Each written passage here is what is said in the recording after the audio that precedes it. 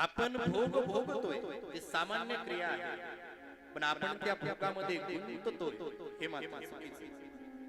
ज्ञानोबा राय म्हणतात कमळ आहे आणि कमळावरती दुरून भ्रमंती करत करत भ्रमरतीपर्यंत आला.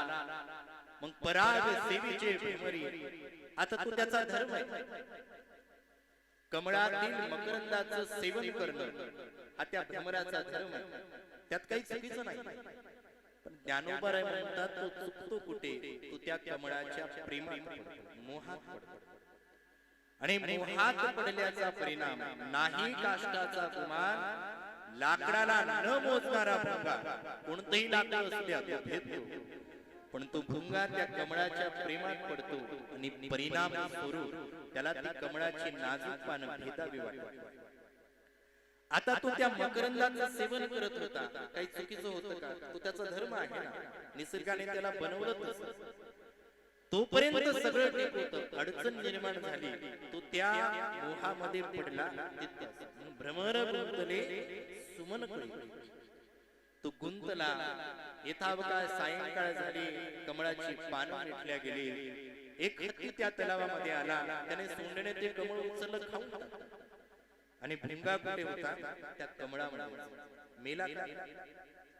आता त्याने जर मकरंद सेवन केला असता आणि उडून गेला असता, बसला असता दुसऱ्या कमळावर, तिथलं सेवन केलं असतं, पुढे केला असता, मृत्यूच्या स्वाधीन झाला असता.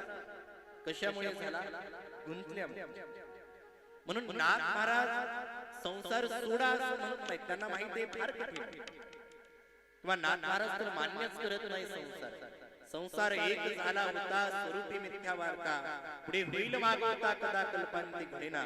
तरी सुद्धा नाथ महाराज म्हणतात ठीक आहे, मान्य करा, संसारामध्ये राहा, पण पक्षी अंगणी उतरते ते का गुंतुनी राहते, तैसे असावे संसार. किंवा वस्ती कर वस्ती आला, प्रातः काळी उठून गेला, तैसे असावे संसार. किंवा जोवरी प्राचीनाची दुरी, तैसे असावे संसारी. राहा, भोग भोगा, पण त्या भोगामध्ये गुंतू नका. गुंतलं की गेलं.